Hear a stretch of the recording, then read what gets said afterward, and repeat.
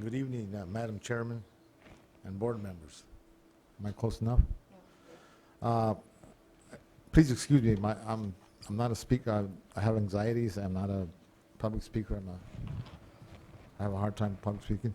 I drove up from northern Santa Barbara County this morning to speak to you because I really value Diablo Canyon Power Plant. My name is Joe Ivora. I'm a civil engineer retired from Diablo Canyon and the state of California. Diablo Canyon has provided enough clean, low-cost, reliable energy for 3 million Central and Northern Californians for the past 30 years. The proposed change is prohibitively expensive. Diablo Canyon is California's largest, cleanest, safest, most reliable plant with a capacity factor over 90%. Over 90%. No other plant can make that claim in California. It does not pollute the air or the water. It prevents approximately 6.5 million tons annually of greenhouse gases that would have been emitted by fossil fuel plants. I really value its contribution to San Luis Obispo County and northern Santa Barbara counties. It provides around 1,500 permanent, great local jobs with health care, 401ks, sick leave, vacation, and other benefits. It also provides opportunities for many different professions, such as nuclear, mechanical, electrical, and civil engineers, biologists, etc., and trades such as operators, pipe fitters, electricians, painters, laborers, firemen, security officers. It is the largest private employer in San Luis Obispo County, and it pays more than $25 million in property taxes and about $5.3 million in local sales tax. I read the Bechtel report stated it would cost over $4.8 billion to build cooling towers. As a local tax and ratepayer, it would raise the rates so high that Diablo Canyon would be forced to shut down. Therefore, I am requesting the State Water Resources Control Board to grant the variance to allow continued use of OTC at Diablo Canyon. Thank you very much. Thank you very much. That was on point. Next was Tom Luster from the Coastal Commission. He had to leave, so Sarah Christie. Good evening, Chair Marcus and board members. Obviously, I'm not Tom Luster. I'm Sarah Christie, the Coastal Commission's Legislative Director here in Sacramento. And Tom participated on the committee for several years, and he had some prepared comments that he left with me. But I think in the interest of time, I'd like to start by addressing the suggestion that was made earlier today that somehow because the Coastal Commission didn't sign the subcommittee's letter, that implies that we have an opinion that perhaps the cooling towers are not permittable under the Coastal Act. That is not, in fact, the case. That had nothing to do with the reason why Tom didn't sign the letter. There was some procedural issues regarding the timing of the final meeting that prevented him from signing on to it. But and there's no way that we could make such a determination at this point anyway. Any future application would be, looked at with the specifics of what's in the application, and that would be what we would consider. So there's no way we could even have an opinion on that question at this point. So with the remainder of my time, I'm going to get as far as I can get in Tom's comments. So your board and the Coastal Commission have similar responsibilities for protecting marine life, including shared requirement to minimize entrainment to the extent feasible. You've heard comments today regarding the 1.5 billion larvae that are entrained every year at Diablo Canyon and how significant or not this impact is. So to put those numbers in context, we'd like to remind you that the board's independent science review team has identified this entrainment as affecting more than 500 miles of California coastal shoreline waters. They've also calculated that depending on how you measure it, this level of entrainment represents a loss of ocean productivity equal to several hundred or several thousand acres of rocky reef and nearshore habitat. It would be fair to categorize Diablo Canyon as California's largest marine predator. Importantly, this productivity loss is based on just a small proportion of the total entrained organisms. The 1.5 billion larvae are meant to be surrogates for the many more unaccounted species and organisms that are entrained each year. So if anything, the estimated loss of productivity is an underrepresentation. Additionally, should Diablo be permitted to continue using its once-through cooling system, the scale of mitigation needed to address this impact would likely be far beyond any level of mitigation or restoration ever attempted in California, involving hundreds or thousands of acres of in-kind, out-of-kind, near-field, and far-field mitigation and restoration. This could be a significant, as significant an effort and nearly as costly over the long term as some of the once-through cooling alternatives outlined in the Bechtel report. Speaking of costs and alternatives, the Commission largely concurs with the subcommittee's comments on cost considerations, particularly as they relate to the dispute over the wide range of potential costs from less than $2 billion to more than $10 billion. We believe it would be appropriate for the board at this point not to make any conclusions about whether these costs are wholly disproportionate or unreasonable. This is particularly important when viewed in context with PG&E's other likely relicensing costs, such as the not yet quantified cost of seismic retrofits that may be needed and the replacement cost for aged facility components. I had a few more sentences, but out of respect for the board's time, I'll go ahead and let the other people behind me speak. And in Thank you. keeping with the way the Coastal Commission cuts people off when they finish halfway through a word, this woman does not want to be a hypocrite. I think that's what that's about. It's their trade-offs and benefits, and there are pluses and minuses to both models. Thank you, Sarah. David Asti, Manager Corporate Environmental Policy from Southern California Edison. I have a feeling there are going to be a number of people we lose who, when we, what? He might have had to go back to Southern California. But when we do the hearing on the decision, I'm sure we'll have a ton of time set aside. People will be back. Eric Wilkins, California Department of Fish and Wildlife, Marine Region.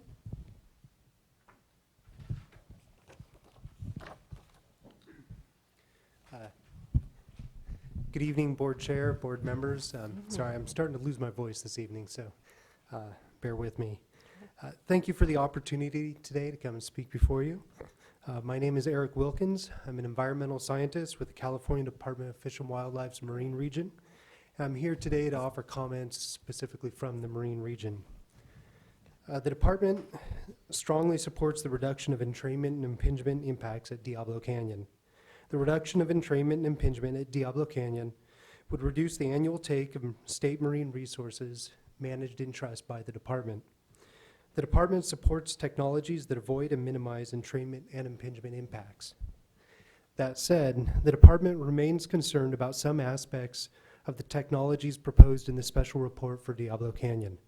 For example, one of the feasible technologies discussed in the Bechtel report for reducing impingement and entrainment impacts is the use of freshwater cooling towers. Due to the lack of available freshwater in the area, a desalination facility capable of supplying freshwater to the cooling tower is proposed. While there would be reduction in impingement and entrainment impacts, the department remains concerned that using desalination would not completely alleviate the marine environmental impacts. In addition, the department has concerns regarding wedge wire and fine mesh screens proposed in the Bechtel report.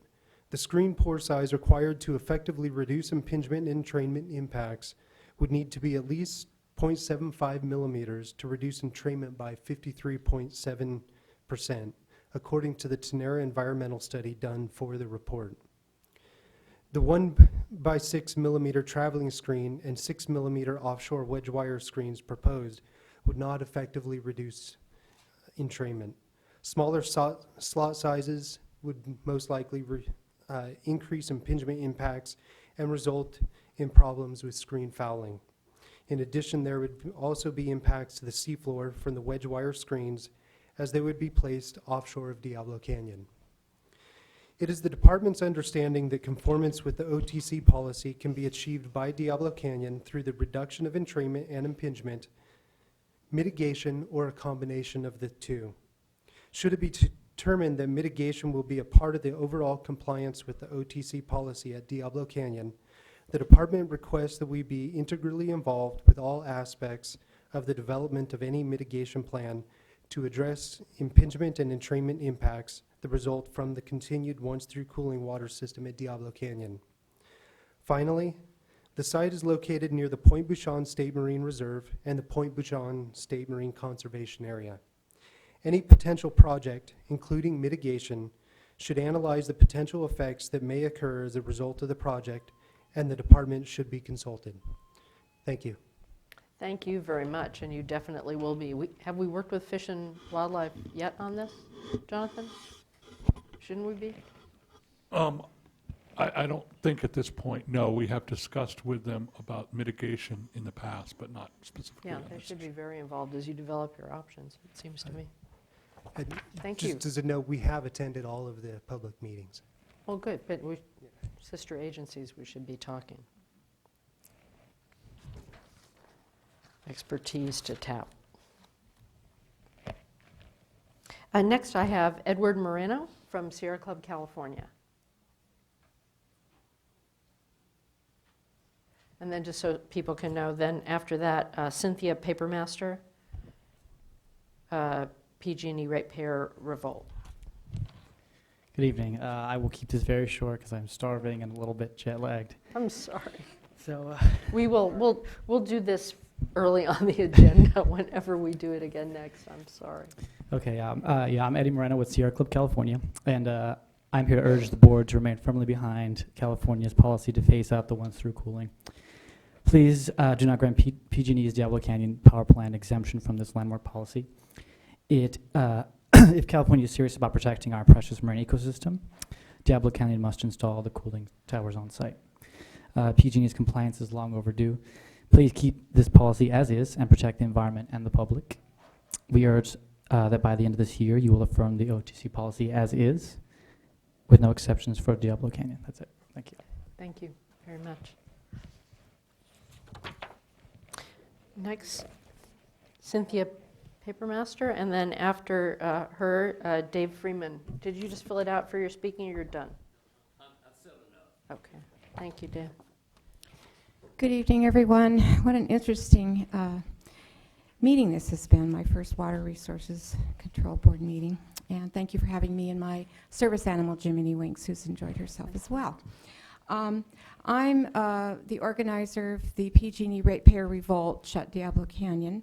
And my comments to you actually are in the form of, I have 5 points to make very quickly. I'm concerned about the safety to children who are playing on the beach near Diablo Canyon because of the quality of the water that's being pumped back in, out into the ocean. And it isn't just the heat, the temperature rise. It's the tritium and other substances that are in the water that are pumped back out into the ocean. And I've been to Avila Beach, which is near Diablo. I think that's probably the closest beach that you can recreate on.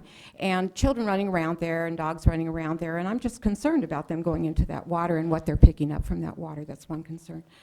Dr. Peck, Dr. Michael Peck, who was the resident inspector at Diablo for 5 years, says that the cooling pipes that are used to bring the water in to cool the plant won't withstand a major earthquake. When the ground shifts during a major earthquake, and there are 13 earthquake faults in the vicinity of Diablo, that cooling water won't be cooling the plant and we'll have a meltdown, and I'm very concerned about that. Believe me. I live in Northern California, but I'm moving down to San Luis Obispo area shortly, and I don't want to be involved in a meltdown at Diablo. Another factor is that the, I'm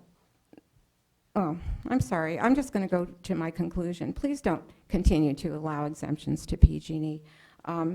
They need to comply with your regulations, just like every other group, and we're counting on you to enforce your regulations. I'm organizing a ratepayer revolt. We're not going to pay PG&E any longer to kill us. I mean, to threaten to kill us with their OTC. Thank you. Thank you. Dan Hirsch, Committee to Bridge the Gap. I didn't. Dan's gone. I didn't even see him.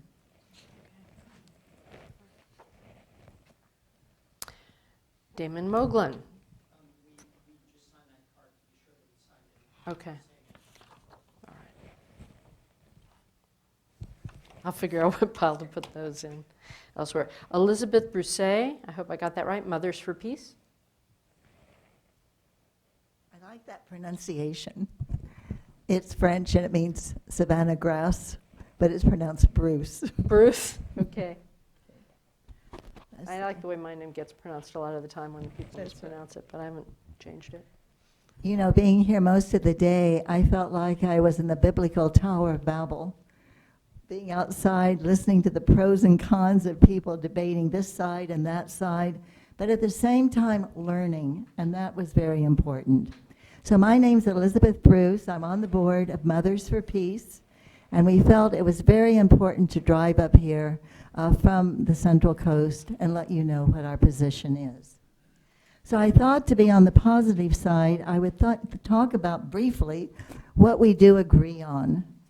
What we do agree on is that cooling systems are necessary for certain types of operations in California, and that's why they're located near the ocean.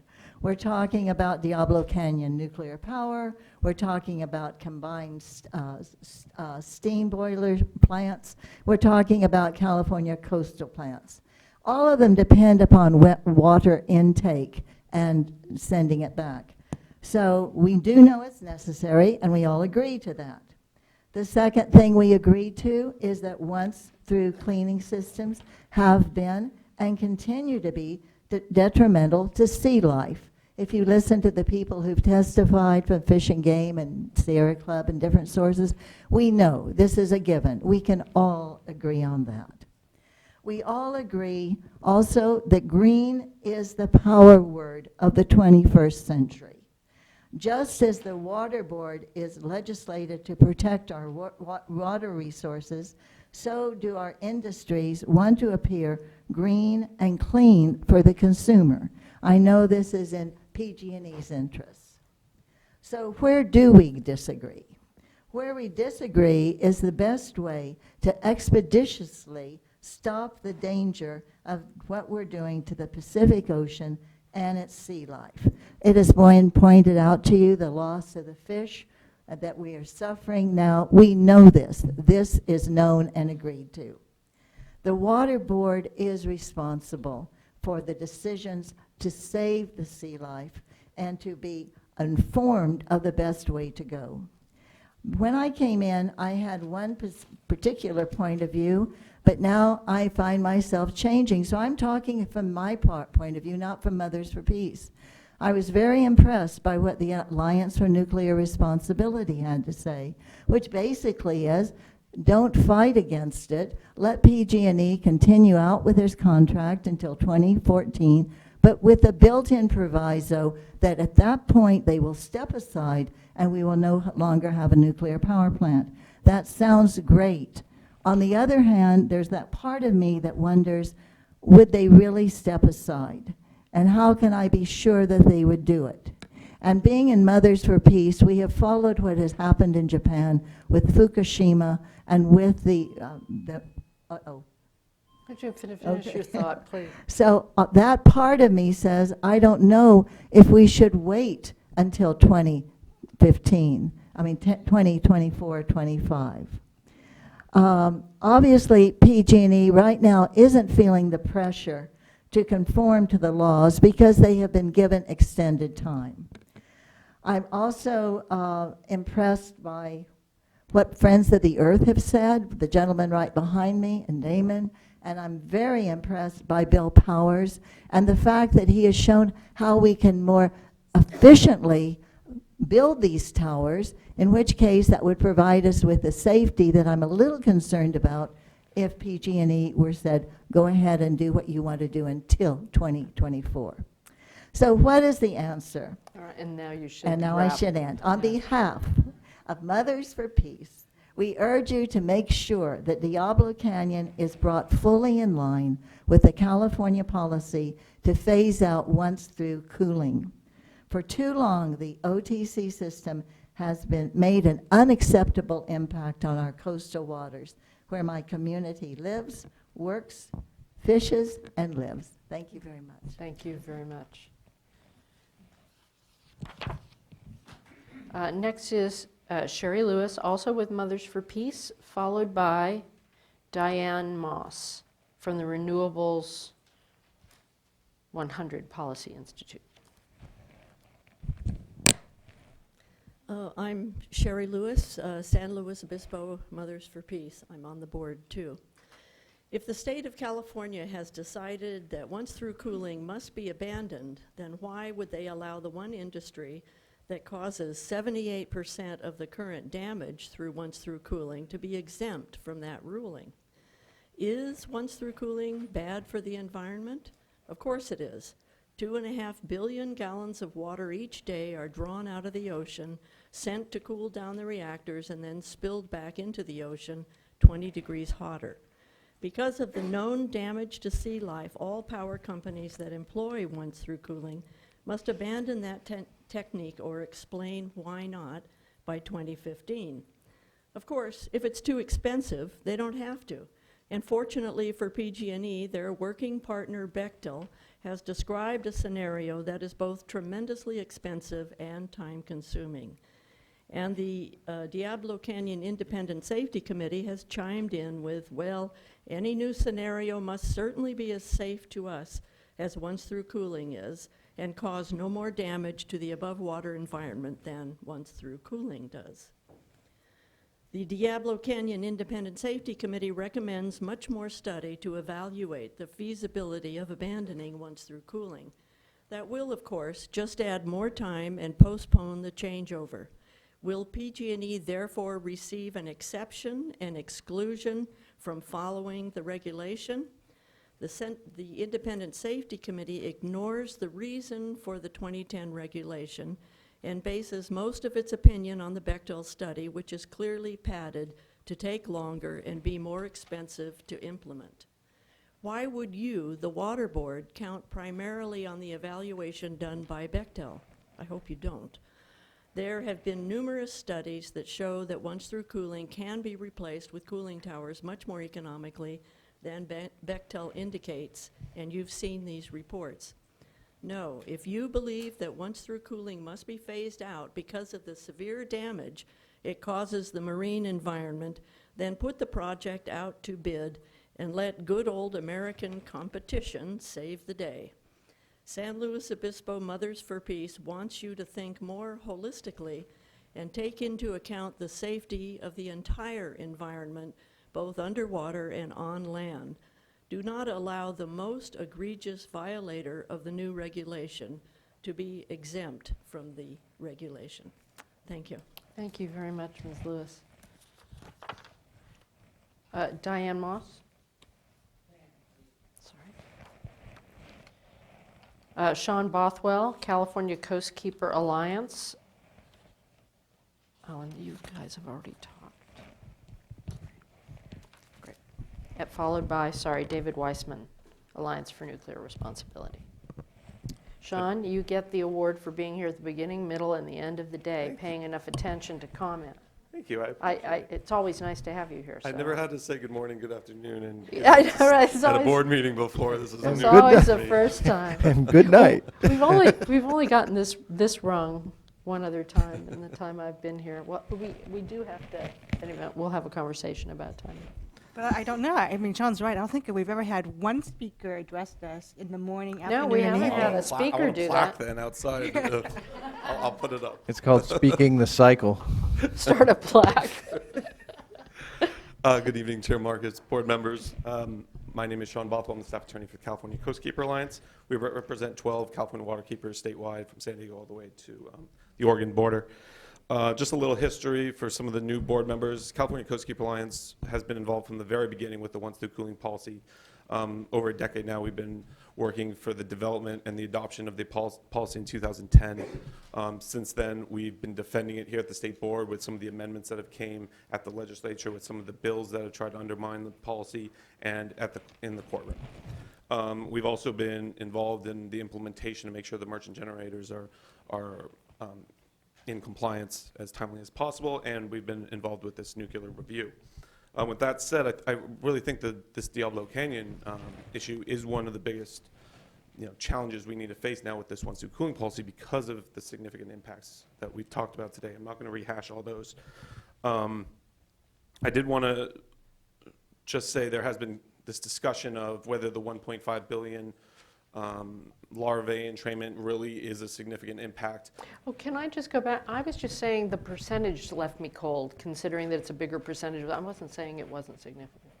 Oh, no, PG&E in the PowerPoint had Oh, made, they said it wasn't. made the, I'm sorry, ma'am. made the argument about it's just larvae, it doesn't result in actual real fish being killed.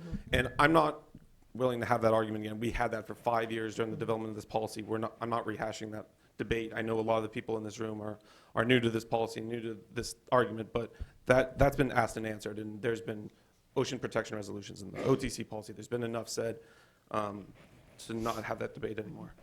I did want to point out that the state board's CEQA document for the one cooling policy found 93 square miles are impacted by the Diablo Canyon specific project.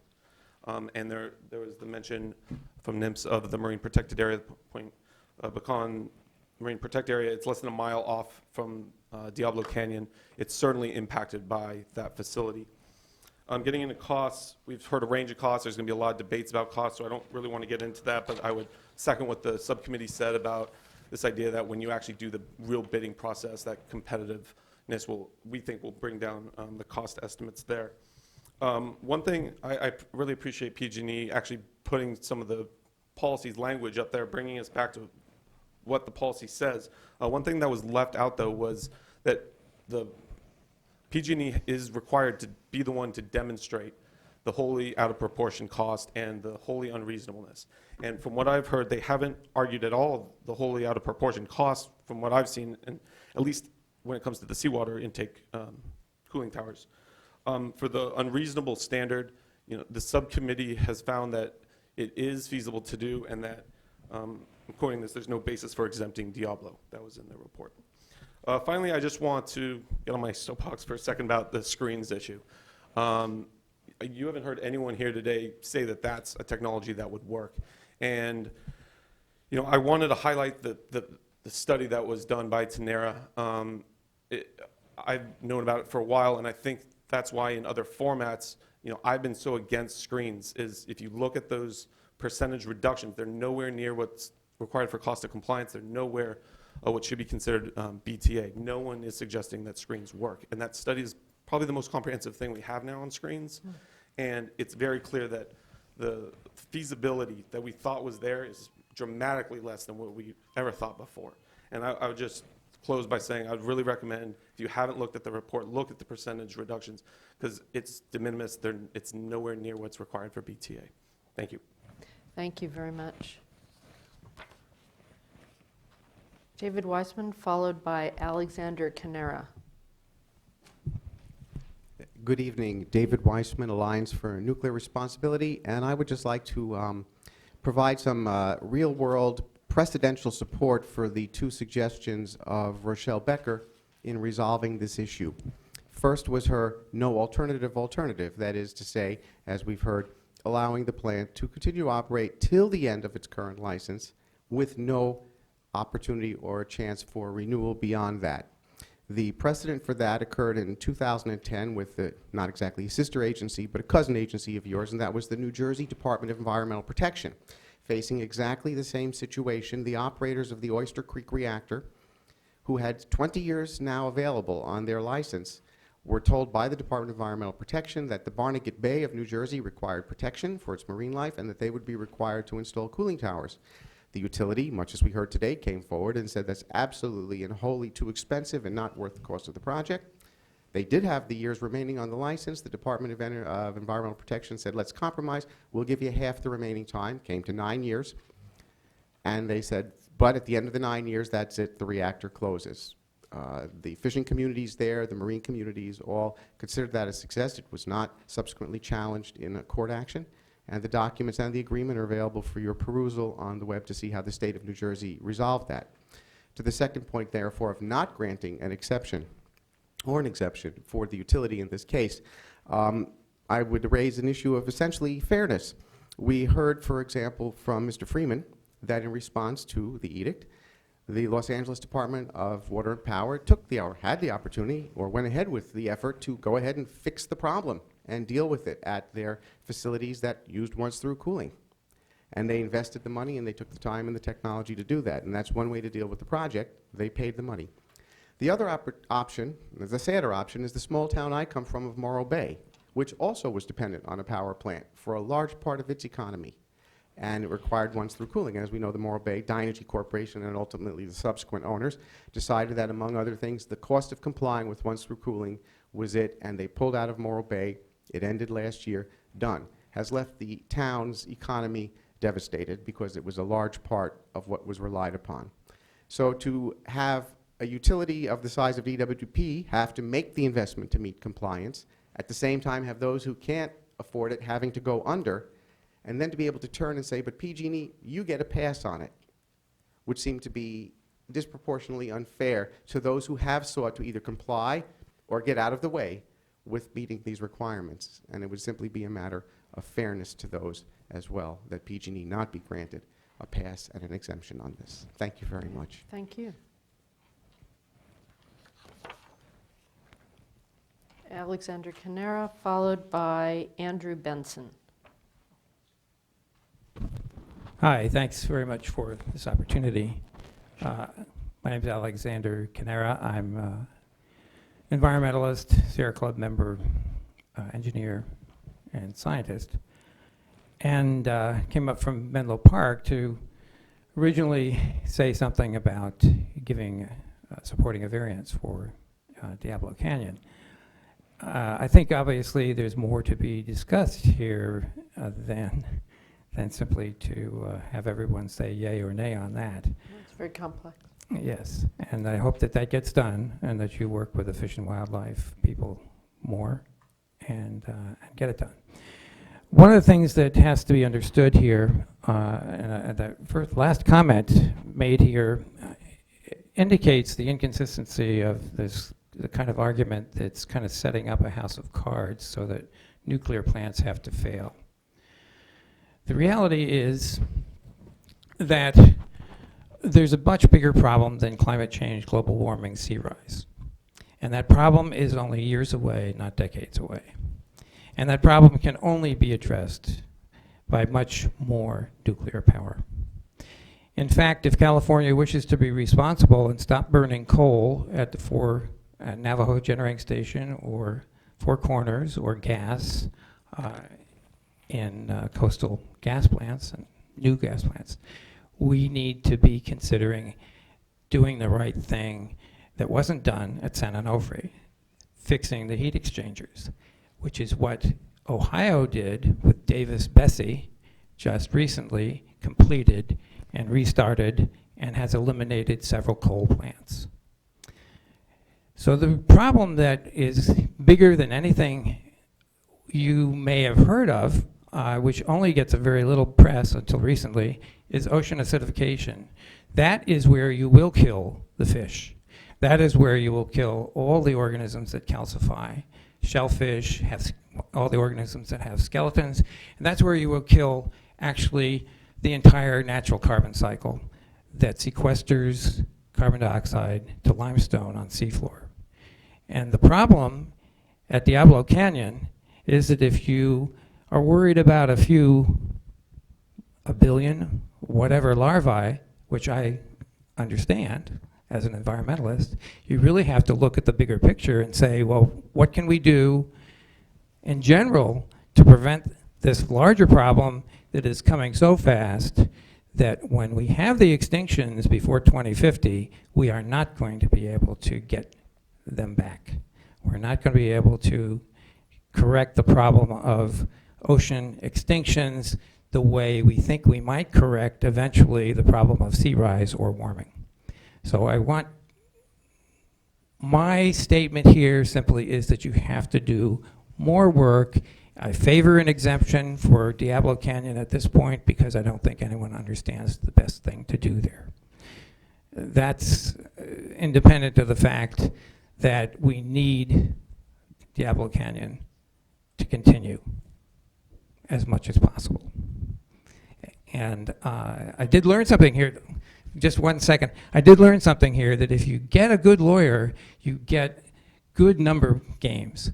For instance, I learned here that if there are 3 people in a room and one leaves, now all of a sudden you're half of the room. from that one lawyer, and the other lawyer said something about, well, San Onofre's plant was 74% of its life, or whatever, rated life, but it wasn't shut down because it was at its rated life. It was shut down because the heat exchangers were defective, right?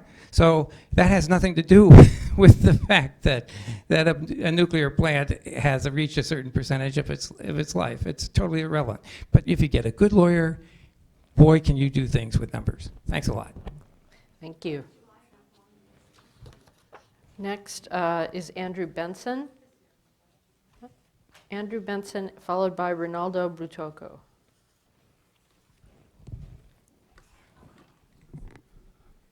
Hi, my name is Andrew Benson. I'm speaking on behalf of the 40 people who signed my petition on this issue. I realize very short time frame, so I'm just going to focus on what I think is the most important issue. What I haven't seen through this proceeding is what I would call a serious cost-benefit analysis. We've had lots of extensive discussion of what are the costs of compliance with the policy,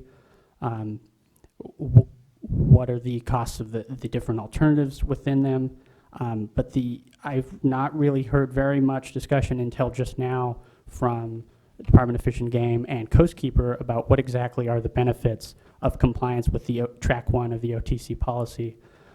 My comments, among other things, the submitted written comments, focus on how does the area of ocean water impacted by the entrainment compare to the area of, say, land in the desert required for a solar plant or a wind plant or a geothermal power plant.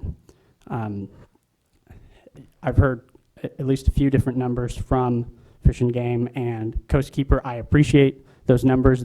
It's much more intuitive to grasp those numbers when you're talking about acres as opposed to 1.5 billion larvae. And so I would urge, to the extent possible, that all the alternatives that your staff ultimately drafts for you to consider, that not only the costs of the alternatives are considered, but an evaluation of the benefits. For example, suppose there was an alternative that is shut down Diablo Canyon, mitigate the increased greenhouse gas emissions with increased deployment of renewable energy. I'd like to see how does the land use of that compare to the ocean floor use of continued OTC. I think the best metric to use is not the number of larvae entrained, but is what is called the area of production foregone.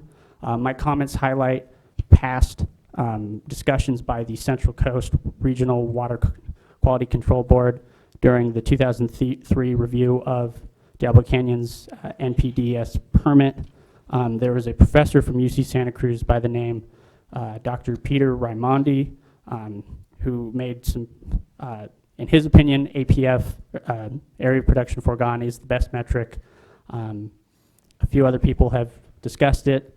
I'm going to, after this meeting, I'm going to take a look at their sources, assuming they're in their submitted comments. I think that's much more meaningful than the number of larvae, because who knows how many larvae there are in the ocean. If you can, did you just reset the timer to give him another 3 minutes? No, it looks like it didn't turn on Oh, it for at never least the turned past on. 2 minutes. Oh, okay. I can try to wrap up in the next 30 seconds. Yeah, if you don't mind. I didn't want to cut Okay. you off. I just don't want to be unfair to other people.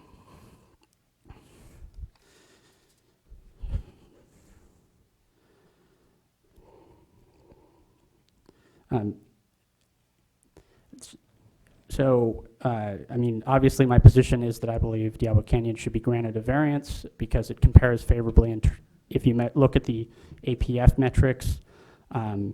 But I'm willing to entertain other possible metrics, and I would really like to see a serious cost-benefit analysis where we put some sort of economic valuation on the value of the environmental benefits that are associated with each compliance option.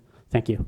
Okay, thank you very much. I don't know that we're going to reopen the once-through cooling policy. Yeah, actually, I don't know But- that we need to evaluate but for the issue each is of the just- alternatives, because the SED did address this issue. Yeah, you That's might right. want to Yeah.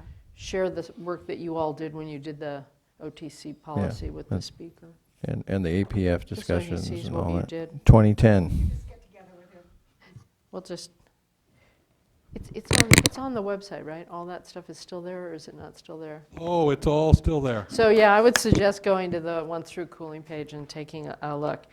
Mr. Butoko, and then followed by Matt Renner, both from the World Business Academy. Thank you very much, Chairman Marcus and Commissioners, and thanks for staying so late. I know you don't get overtime pay for this. Thank and I you appreciate for it. staying late. It's nothing to us, although my friends may kick me for saying that. I appreciate you coming. Only because we've never appeared before the board before. The World Business Academy was formed in 1986. I'm the volunteer president and have been since that time. We're known more for our think tank papers and whatnot. And I would offer to anybody in the audience that would like to see the most definitive white paper, for example, on nuclear and why it's not a solution for climate change. We created it. It's available on our website. The reason I'm here today, though, is to talk about your issue, which is once-through cooling. And I don't want to get off on the pluses and minuses of nuclear, although the greatest water disaster, probably to the Pacific Ocean, is currently happening. As you know, just 2 weeks ago, we've gotten hard evidence. The U.S. government has confirmed cesium has been detected. Fukushima cesium has been detected already in the state of Washington. And it's clearly coming down here on currents. So nuclear has these implications that because it's such a large question, we have to look at it not only with the eyes of, is it a clear and present danger, because clearly it is, and the Union of Concerned Scientists have reported on that quite eloquently, but what is it that we want to require of any technology that's potentially this dangerous? What we want to require is the most rigorous possible examination. So the Academy is particularly interested in why we got involved in this proceeding. We thought that somebody needed to cry kind of a referee situation. Whenever a business starts to abuse what we believe is the public trust, the Academy gets involved, normally not in local issues like the state of California. And what we discovered here is we felt that Bechtel, and I want to challenge the word independent that was used 4 or 5 times by the Bechtel submission. I'm not sure that it is independent, candidly. I'd like to know how much business they've done with PGE in the last 20 years and how much more they'd like to do in the 20 years to come. I question whether or not, because of the way rate bases are created, whether PG&E and Bechtel wouldn't have a very, very strong interest that if they did get the requirement to have to build this, they would want it to be as expensive as possible, both for Bechtel's profits and for PG&E's profits. Now, I can assure you the Academy will object if this does go through the board and you do give them their exemption, or excuse me, if you don't give them their exemption, and they are required to go before the PUC, we would tend to agree with Bill Powers' assessment and Tetra Tech as to what the likely cost. And when you see costs as variable as this, a couple of billion on one hand, which comports to all the other retrofits I've seen across the United States, and you get a $4 to $6 billion estimate, something is really wrong there. And you got to start saying, well, if there is a skewer in this, what is it? What's going on? Why is that so? We believe it's because Bechtel, for whatever reason, has chosen to try to help make a case that it's so expensive it can't be done. And we say we're crying foul. As a business organization representing businesses all over the world, we think it's important that Bechtel and PG&E honestly and squarely look at the situation. It's going to cost a couple of $2 billion. And by the way, there is no real problem with the replacement power issue because, as you've heard, California ISO has already concluded that 100% of Diablo is now above the surplus category, meaning even on the hottest summer day, there's a category called surplus of additional power required. Diablo produces above that. So it's extraneous at this point, and it's because of where it's located. So I just conclude with this. We believe that the decision's a quite simple one. As you've noted, Madam Chair, that the 74 or 78 or 80%, it's roughly these numbers, of the total effect of a law that's only 4.5 years old would be gutted if you provide an exemption. So the legislature, 4.5 years ago, said, let's do away with once-through cooling. 78% of the benefit of that law would be gutted if, in fact, an exemption was given. So we're very strongly against having an exemption for Diablo, and we believe that once-through cooling is a good idea. And if they feel it's an adequate expense, They're fair businesmen, and women, they'll go out and pay for it, and on we go with life. Thank you very much. Thank you. Well, I also meant to mention, we are also co-signatories with Sierra Club, Friends of the Earth, and CalPERG, and all these other agencies that circulated this letter, which you got on November 3rd. There's now over 10,000 signatories to it. Thank you. Madam Chair and the board. Sorry, Mr. Renner? Oh, I apologize. My name is Matt Renner. I'm the Executive Director of the World Business Academy. All right, and just let me let Corey Miller know that they're next.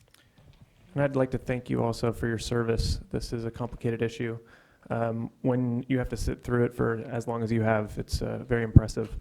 I'd like to try and simplify it a little bit. On behalf of the 150 people who signed our petition, including business owners on the coast, we ask that you reject this application for a variance, specifically because I'd like to step back a little bit and look at exactly whose albatross this is.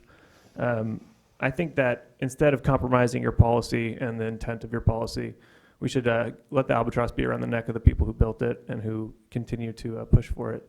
So if PG&E wants it, they should fix it. Because as we saw with Wall Street, when a bank's too big to fail, that bank is too big to exist. Just as in this case, if it's too expensive to fix, then it's too expensive to exist, and they should pay the price and either fix it and continue operating or let it go under. I appreciate the arguments made here today, and I finally wanted to say that no matter how much the pro-nuclear side filibusters, it's important to recognize that there is no science that backs up the fact that nuclear power could fix climate change. It's a dangerous technology. The renewable energy options are much more flexible and much faster to build and much more effective. So thank you for your time. Thank you.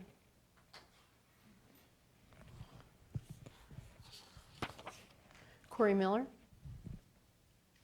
Somebody else with that? And then Mark Krause, I have but you already spoke. All right, can we, that's the end of our cards for today, unless that's all I have. And I would like to speak. I didn't hand in my card. I'll hand it in right now. Okay.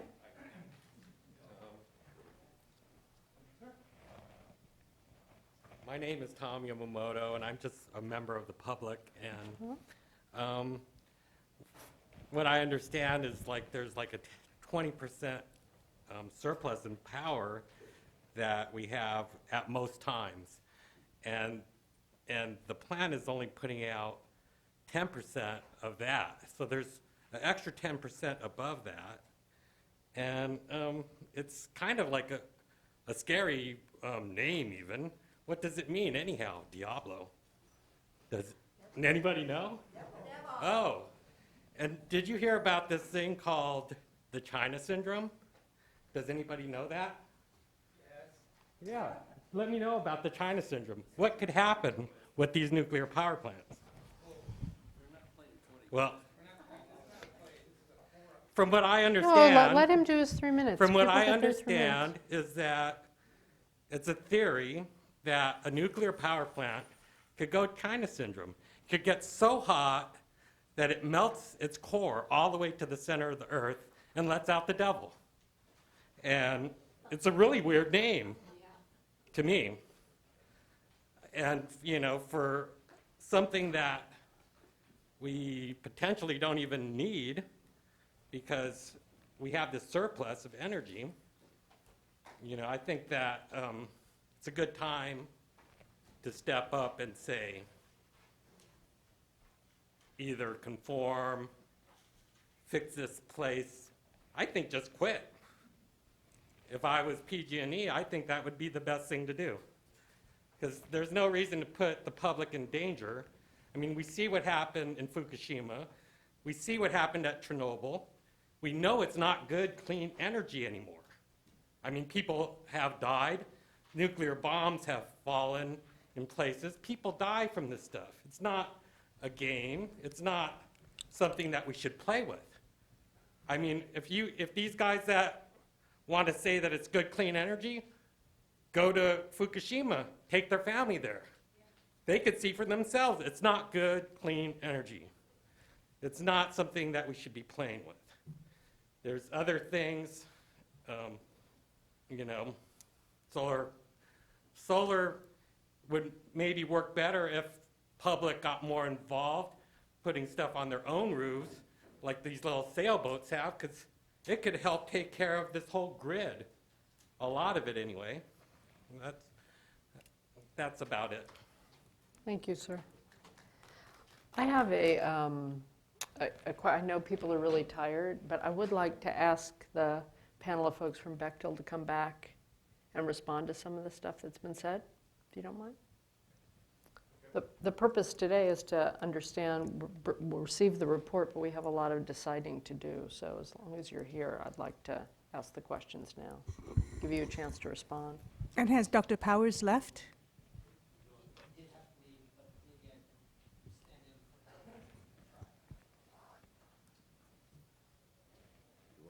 Thank you. Or you can sit if you want, or stand, whatever's more comfortable for you guys.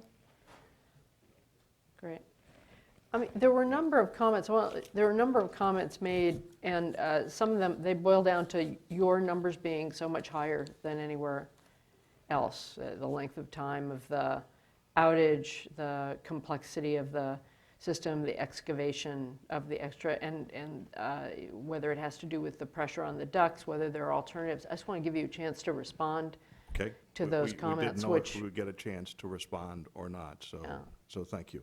Well, yeah. Well, yeah, so, you're our contractor. We want you okay. to All give you a thank chance. So a couple things now, and I'll have engineering and construction speak. You know, well, one of the things that struck me was the reference to the duration of the outage that we spoke about. Mr. Powers had the chart that said it would be 0 to 24 weeks. You know, he compared it to a steam generator replacement. I've actually done steam generator replacements. There is no comparison. You know, he showed Palisades as a construction opening, and actually that replacement was done using the equipment hatch. You know, and actually, if you even saw in the picture, they took off the equipment hatch, and that's how a generator. Excuse me. Yes. So we disagree with that. The duration of the outage, the amount of work that we have to do, I've asked Clint to make a few comments just to crystallize that the amount of work that we have to do, and we have no bias, you know, no affinity to PG&E.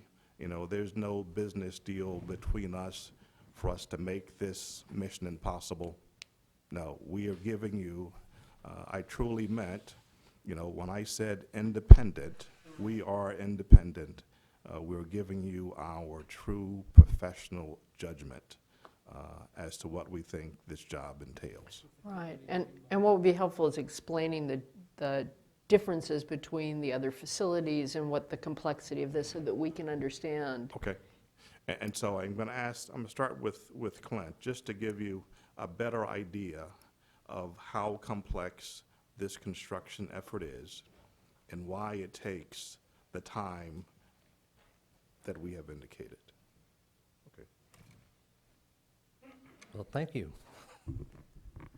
I did most of the construction estimating and the scheduling durations for this entire project, and I've been working on this from the onset. Mr. Powers, I believe, means well, but he just doesn't have the technical tools to evaluate any of this. The reality is that you've got about 320,000 cubic yards of excavation in front of that turbine building, and you're going to dig a hole 45 feet deep. It's like a 4-story building. And is that to deal with changing out the intakes? Yes, because the current ducts that are there are all reinforced concrete, and there is about 16,500 cubic yards of heavily reinforced concrete that you can't touch until you shut the unit down, both units. You've got 10 safety-related saltwater pipes running in the same area that you're going to have to support in some kind of a seismic fashion that you cannot shut off. That saltwater cooling has got to run to remove the decay heat off the spent fuel pool. They don't understand this stuff. After you do the excavation and the demolition of all of the existing concrete duct in the area, then you're going to start installing the new duct. And you have about 170,000 cubic yards of concrete to place between the pump houses and the ductwork going into the plant. Within the area that's required a shutdown for, you've got 52,000 cubic yards of concrete to place. And it's heavily reinforced concrete duct, so yeah, and it's 3 foot thick all the way around, so they just don't understand the size and the scale of the work.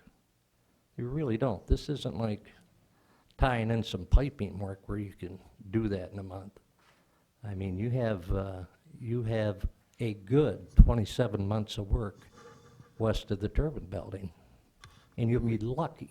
You're using cubic yards of reinforced concrete, which not many of us have an intuitive sense of what those numbers mean. How about, is that like building a freeway interchange, or certain mile? Yeah, or not underground. like a viaduct, like a viaduct over Bay Phil in the Bay Area. I mean. Yeah, something similar. Only you're going to be doing it underground in a confined space. Right. Okay, and you're also going to be supporting all these safety-related saltwater. You've got 5 saltwater pipes that feed the plant. There's 4 24-inch pipes, and you have 1 12-inch pipe. The 12-inch pipe is currently encased in the existing concrete duct that has to be demolished. So once you peel the onion back, I think you'll understand much clearer. Okay. All right, let me move, do you want to, because there were a number of layered issues. There's no questions right now on construction. There may be, but Okay, or that we may come back to it. Okay, I'd like Doug to speak to the cooling tower. The cooling tower, Dimensions were incorrect.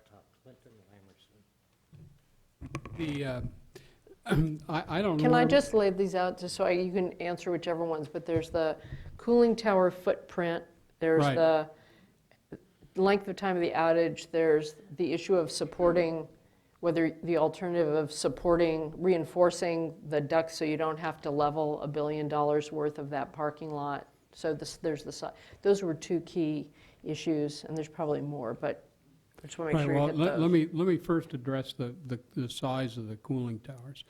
I mean, when we sized these cooling towers, Bechtel didn't do it. We went to the manufacturer of the cooling towers. The manufacturer gave us the dimensions that we used.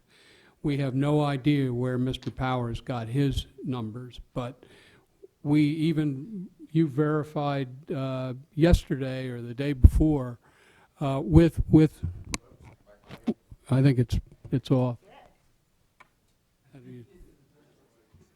I was saying. Yeah, I think it's turned off.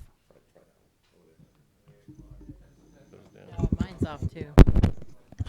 Mine quit working. Is mine off too? Mine's off Test, too.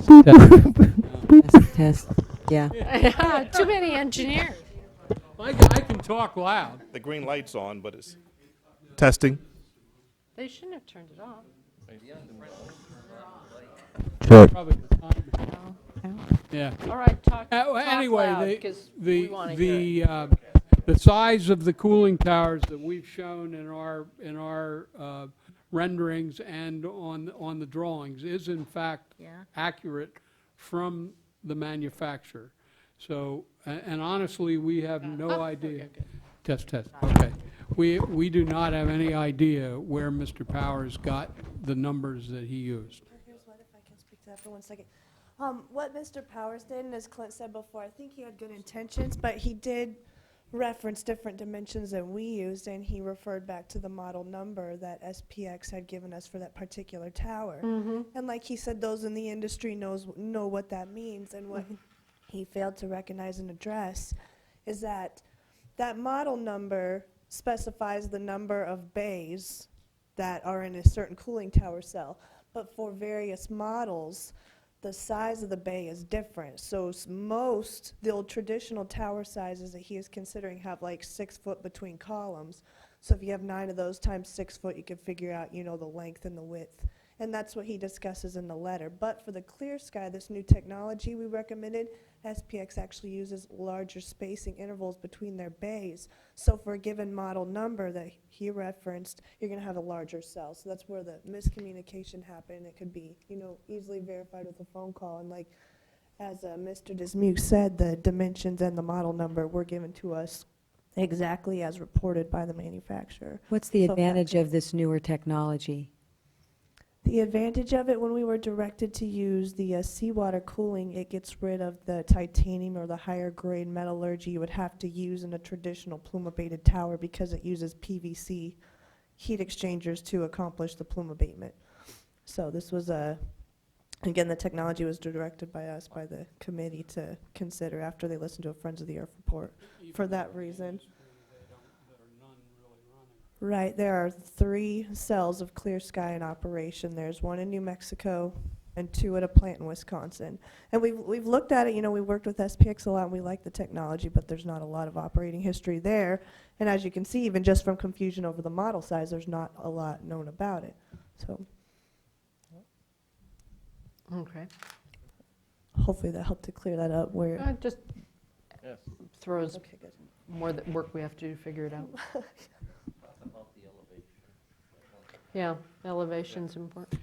Yeah, well, the elevation, as I said earlier today, the ductwork that forms part of the building, which is the lowest point in the building is this ductwork, and it was designed for 25 pounds per the design calculations. Now, Mr. Powers indicated that we had never provided him the details behind that.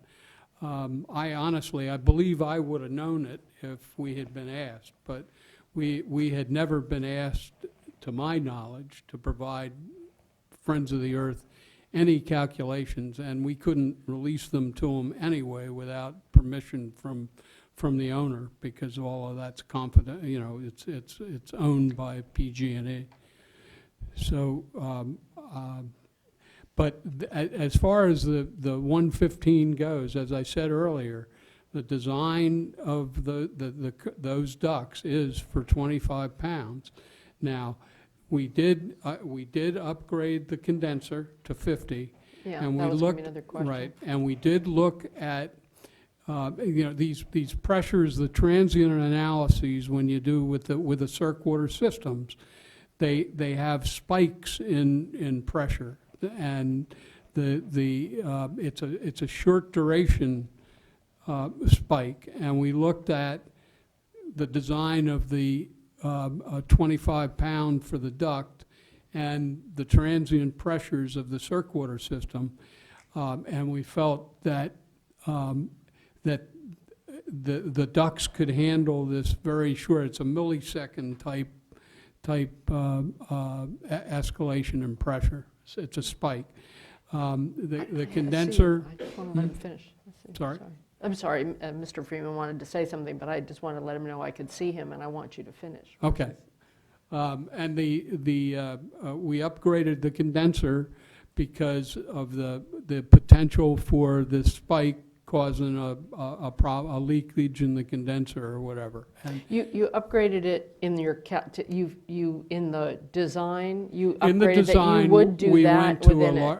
yeah, we went to a higher capacity condenser, which I think Mr. Powers said it was going to take 2 weeks to replace. I don't see how that could ever, I mean, I'm not a construction guy, but Mr. Lamerson could, it's inconceivable to me that would, that it could be done in weeks. As it is inconceivable to me that you could permit one of these things in 1 year, in California. Well, again, you might be able to do something faster than 5 if it were a priority. But so that's just an assessment you put in there, and we have to evaluate what we want to do with it. And you're not experts in licensing necessarily, or in that. So he also talked about the fact that there were alternatives to strengthening the ducts. Well, I mentioned that also, that there may be a possibility. You know, we did a design to the 10-15% level, and our structural engineers looked at that duct, and it was not evident to them that that doing a modification to the duct could enhance its capacity to the extent that it needed to. That doesn't mean that if this were ever bid and this were ever, you know, if the design was ever done, just like we would do cooling tower drift analysis, that wasn't our charter for this study. The same way, we would always be looking for ways to reduce cost and schedule during a detailed design effort. Right. Okay. All right. What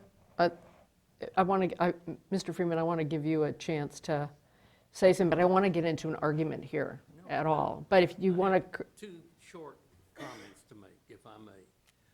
One, Mr. Powers came in and, in a sense, confronted the Bechtel organization with all of the ideas that he presented to you, and they have had weeks to reply to them, and they didn't. But the more fundamental point is my friend here kind of made the point. You know, I've been the CEO of at least 5 major utilities. If you're really trying to come up with the least cost for getting something done, he's indicated. I mean, that you focus on things that, frankly, weren't focused on. I mean, yeah, you can do $1 billion worth of excavation, but there's clearly the alternatives that were suggested by our expert. They haven't been thought through in great detail and implemented, but they are certainly there, and they didn't do the kind of estimate that a utility does when they know they've got to do the work and they're trying to do it at the least cost, and there are billions and billions of dollars of difference. Obviously, you could engineer the thing so that you try to do it while the plant is down for refueling and other things. If you're trying to do least cost, these billions of dollars differences between the two estimates will disappear. Obviously, it might be several $100 million more than the 1.4, but it's obviously going to be billions of dollars less than their numbers. They haven't done the kind of detailed engineering that would give you a least cost number that you're going to spend when you build it, and I think that's pretty obvious from their own discussion of this. No, they gave the caveats. Thank you. I understand that point. Our challenge is to try to figure out what to do with the report. I don't think anything is obvious. It's not obvious that it would disappear. It's not obvious that it wouldn't get smaller. But nothing's obvious. This is all far more complex than anybody is making it out to be. But we have to decide what to do. And so I did hear your caveats that you weren't doing what you would do. You were doing this estimate at a certain stage of development. So we have to figure out how to take into consideration what's likely to happen in a process as best we can. I think a lot of the comments here gave us things to think about. What else did you hear that you want us to hear your either concerns or response to before we go back into our process and consider what to do? Just a couple of items. Mr. Powers also referred to Palisades as a cooling tower transformation from once-through cooling. Mm-hmm. Bechtel built Palisades. Palisades never implemented a design for once-through cooling. The plant was started up on cooling towers. Another one, he Wait, talked say about... that again, it started with cooling towers? That's correct, ma'am. So it wasn't redesigned from... In the original design phase, they looked at the possibility of once-through cooling and cooling towers. But at the end of the day, they went with cooling towers. So they didn't have to rebuild a facility, They didn't have is to what be you're saying. rebuilt. Yeah, The that's one of towers the were built with the construction of the plant. But was it a high, did the water that was used in the cooling tower have the high salt content that was No, that's, referenced? Palisades is on Lake Michigan. It's all freshwater. And we started up Palisades on freshwater cooling towers. With regard to Palo Verde that he made reference to, Palo Verde is not saltwater cooling towers. Palo Verde are essentially freshwater cooling towers where we use the effluent coming out of Phoenix, Arizona, the gray water. We treat the water in, it's essentially fresh water that we're using in the Palo Verde cooling towers. Okay? That's Colorado River water, right? It's pretty high in salt, right? No, it's Phoenix, Arizona wastewater. Right, but, okay. But wastewater wasn't it Colorado River water coming in before it was wastewater? Before it was wastewater. Recycled People Colorado. are saltier in Arizona too, as a result. Water goes through a huge water treatment plant before it's used in the cooling towers. Right, right. I really don't want to get into an argument.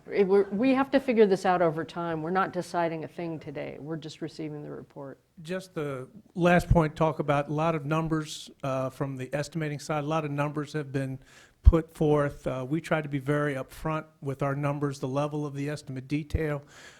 Just always look at the comparisons, owner's cost, project cost, other ancillary costs, just to make sure when you do the comparisons, people talk the numbers. What's included in that number, just from a clarity purpose. Well, you would need to know the Just comparison of that facility to another facility. Another No, there's a lot of facility is details compared to there. what's been put forth in the Clear. reports. I think we're Clear. trying to be very clear and upfront with the level of accuracy, what level of definitions available to us, and what's in our numbers. So Right. just No. the comparisons. Yeah, it's important.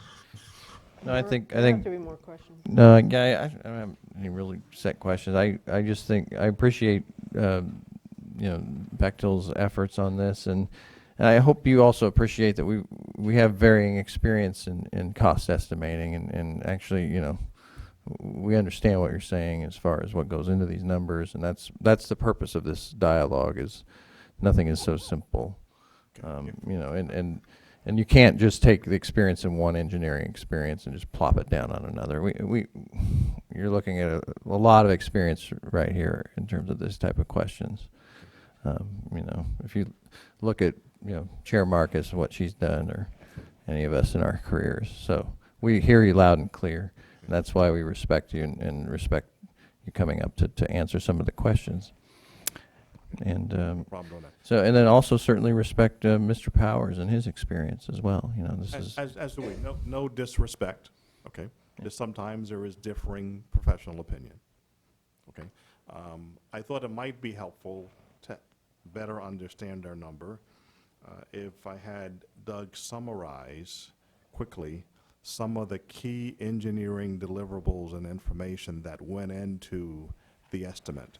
You heard, Clint speak about his construction approach, which was a factor, and we laid out our schedule, but we didn't really give you any real insight into the engineering product that supported the effort. Kind of described it as 10 to 20%, but it may be helpful if he speaks a little bit to those deliverables that. Yeah, a bit. I mean, I think that it's fairly clear in as much, I do respect all the players. I can't take your numbers as what it would cost. And so we have to figure out what to do with that for all the reasons people have said, or you would even say because you're giving us an estimate. That is correct. Of what you think at this particular design stage. And I don't think we can go out to bid to find out what the answer would be, because you'd have to do the designs for a facility, and that would cost exactly. You don't go out to bid with class 3, but that right? doesn't. So there's an exercise in judgment that we're going to have to make based on what you give us, really reviewing that, the caveats or the comments that people have made about what's likely to happen, what the alternatives are, and we just don't actually have an easy task in front of us. Oh, I agree. So other insight would be helpful, and we'll have as much engagement and discussion in public and others as we need to get to this decision. Okay. So go ahead with that. You know, if you looked at the report, there are many, many, many, many drawings attached to it. And in those drawings, we have drawings that show what we call P&IDs, which are the system drawings that show the arrangement of the system, i.e. the number of pumps, the number of valves, the size of the piping, and these designs are then transmitted into lists of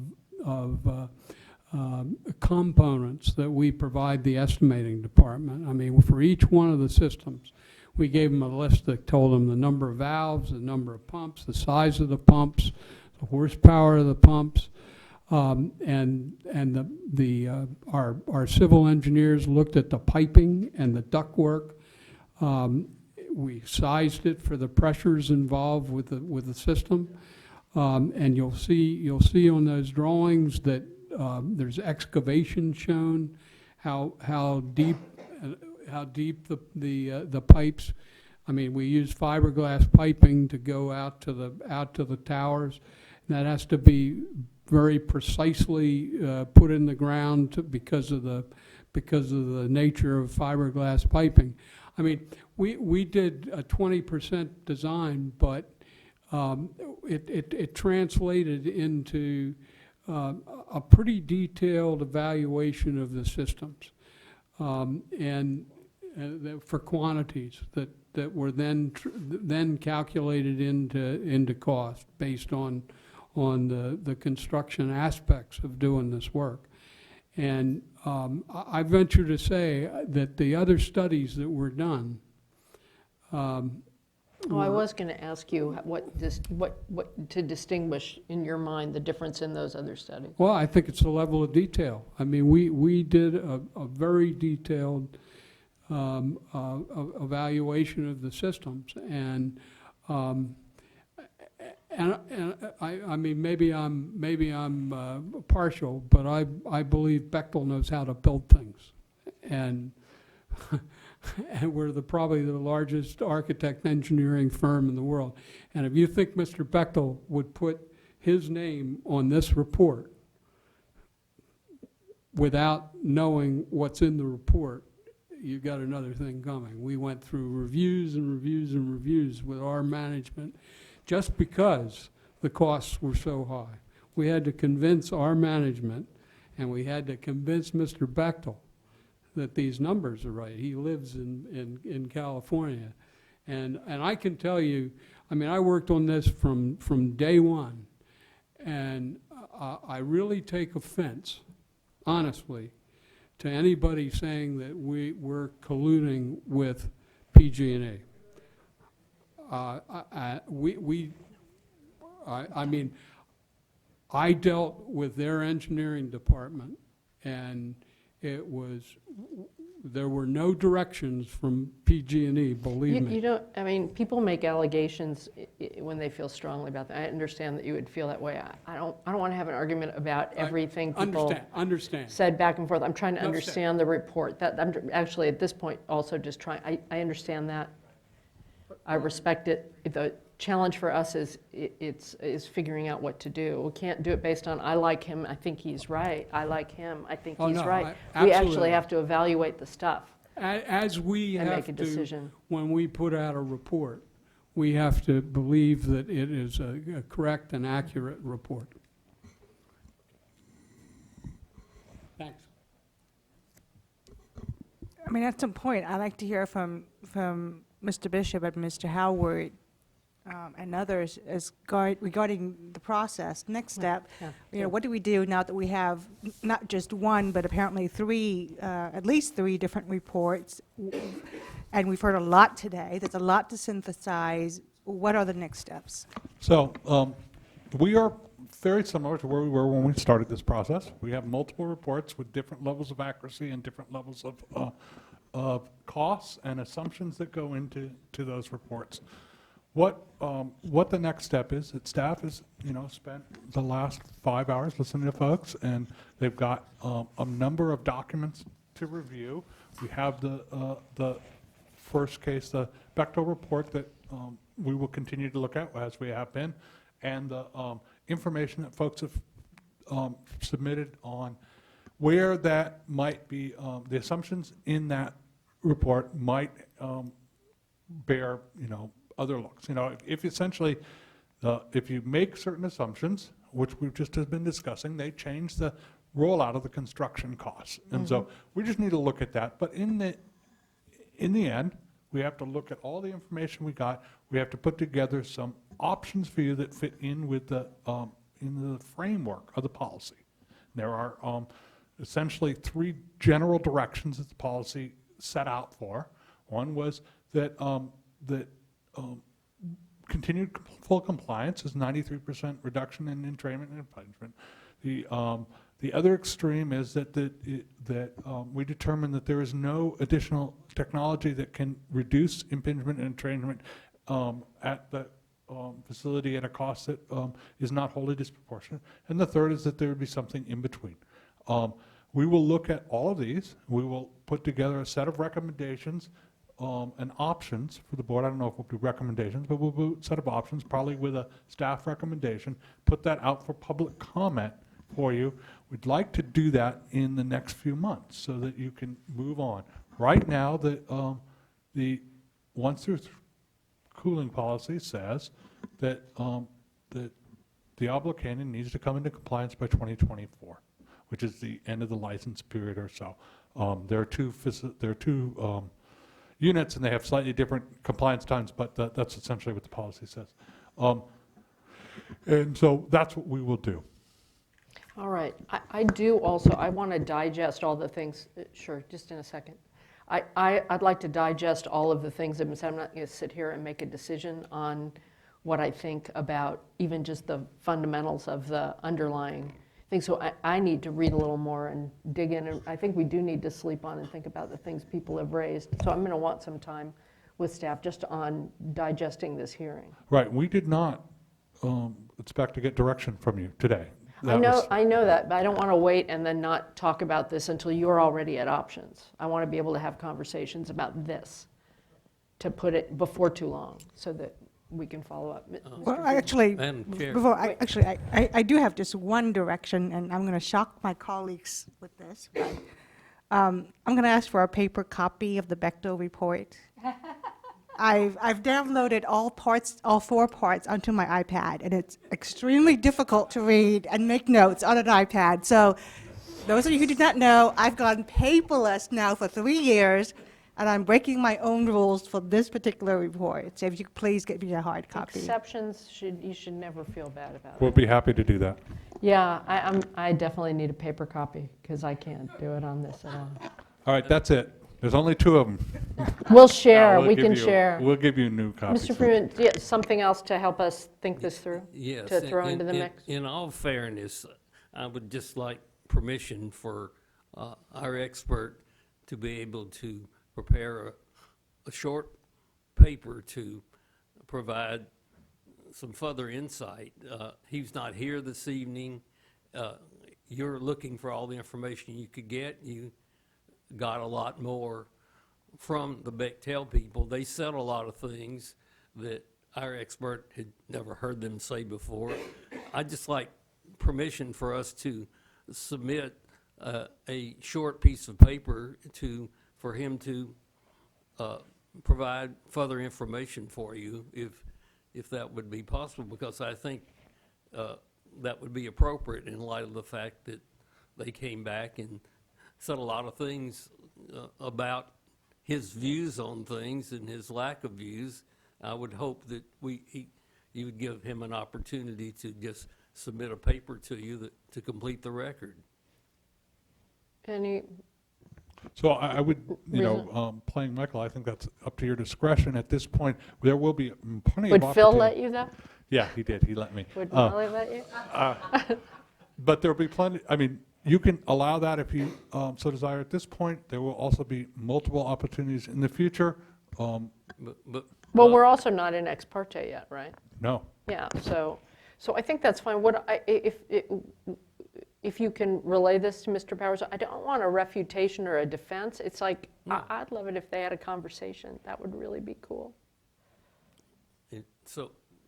I would just like to comment, they've had multiple conversations. I know, but apparently there's some, he said he hasn't been asked for things that Mr. Powers thought he did, so.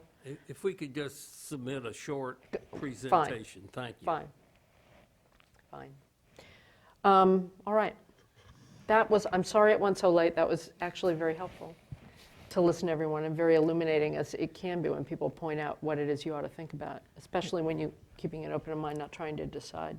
One thing, I mean, since we're kind of coming to a close, and I value anything else fellow board members want to say, I do want to extend my thanks to everyone for traveling far long distances, and just know that, I really value everyone's perspectives on this, but with this issue, we'll tend to sometimes stray into this, what's the energy solution for California, and that's not what we're in the business of doing here at the Water Board.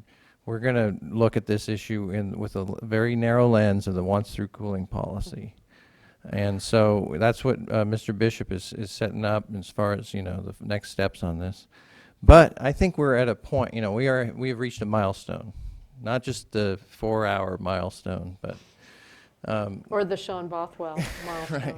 But. He left, I can't believe it. Right, he didn't make it to the good night. He made it to good evening. I wanted to close by saying night, night, And Sean. but in all seriousness, this hearing does mark the close of a phase, and I don't know how we memorialize it. I can make some kind of motion, but that the report was done, and we should really thank the members of the review committee, for their work. And really, at this point, say that work is complete, and move on to the next phase of grappling with how compliance with the once-through cooling policy is ascertained at Diablo Canyon. So, I can make a motion that we receive the report. I think that would be great, because there is one thing that we, in the hours that we've been talking, we forgot to say, is that the review committee is a part of Open Meeting Act, and as such, they are not supposed to get together without public notice and all that until we dismiss them. So it might be a good idea to officially thank them and and then they release can them. meet and then they can do and whatever talk they to want, us because together, they're no separately, longer. whatever. So I could make a motion that the board receive the report, thank the members of the Nuclear Review Committee for their work, and release them from service.